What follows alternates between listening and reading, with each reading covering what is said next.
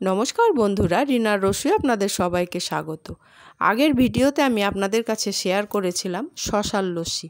আজকে আমি আপনাদের কাছে শেয়ার করছি কাঁচা আমের লস্যি।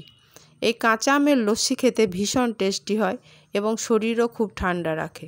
তাহলে চলুন দেখে নেওয়া যাক আমার এই ভিডিওটিতে কাঁচা আমের লস্যি কিভাবে তৈরি করে। লস্যি তৈরি করার জন্য এখানে নিয়েছি আমি একটা কাঁচা আমটা আমি আগেই ধুয়ে রেখেছিলাম। এবার এটাকে আমি ভালোভাবে ছাড়িয়ে নেব। আমটা আমি ছাড়িয়ে নিয়েছি।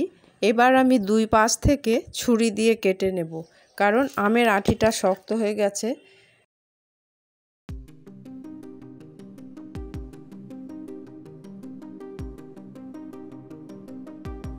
আমগুলো আমি ছোট ছোট টুকরো করে কেটে নিলাম। এবার এটাকে অন্য একটা পাত্রের মধ্যে তুলে রাখছি।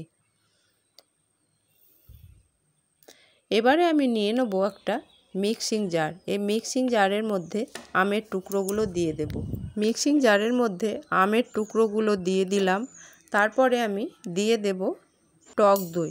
এখানে আমি এক বাটি টক দই নিয়েছি, ওজনে 150 গ্রাম মতো। এবার টক দইটা আমের মধ্যে দিয়ে দেব। আর দিয়ে দিচ্ছি 1 মুঠো ধনে পাতা আর 1 মুঠো পুদিনা পাতা।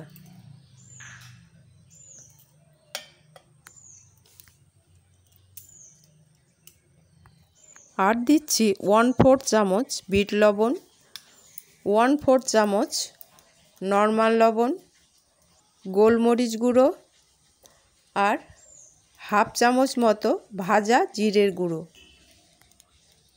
আর দিয়ে দিচ্ছি 2 চামচ চিনি। এখানে যেহেতু আমটা টক, তার জন্য আমি 2 চামচ চিনি দিলাম। আর দিয়ে দিলাম 1.5 কাপ মতো জল। এবারে আমি মিক্সির ঢাকাটা বন্ধ করে খুব ভালোভাবে পেস্ট করে নেব। এটা খুব ভালোভাবে পেস্ট হয়ে গেছে। লস্যি আমার রেডি। এবারে আমি এখানে নিয়ে নেব একটা প্লেট। এই প্লেটের মধ্যে আমি নিয়ে নিচ্ছি গুঁড়ো করা চিনি, জিরে ভাজার গুঁড়ো, একটুখানি বিট লবণ আর কাশ্মীরি লঙ্কার গুঁড়ো। এবারে গ্লাসের মুখের দিকে আমি লেবু মাখিয়ে নেব। এবারে গ্লাসটা উপর করে গ্লাসের মুখে মশলাগুলো আমি লাগিয়ে নেব। মুখের মধ্যে নুন ঝাল মিষ্টি পড়বে, মুখটা ভালো লাগবে। আমার আজকের এই রেসিপিটি আপনাদের কেমন লাগলো অবশ্যই জানাবেন। যদি ভালো লেগে থাকে একটা কমেন্ট করবেন, লাইক শেয়ার করবেন। প্রতিদিনের মতো আজকেও আমি আপনাদের কাছে অনুরোধ জানাচ্ছি চ্যানেলটিকে সাবস্ক্রাইব করে আমার পাশে থাকার জন্য। পাশে থাকা বেল আইকনটা অন করে রাখবেন, আমি যেসব ভিডিও আপলোড করব তার নোটিফিকেশান সবার আগে পাওয়ার জন্য।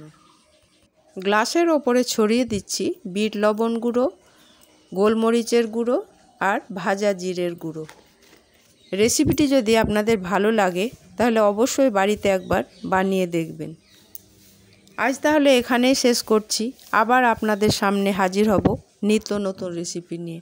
আপনারা ভালো থাকবেন, আমার পাশে থাকবেন। ধন্যবাদ।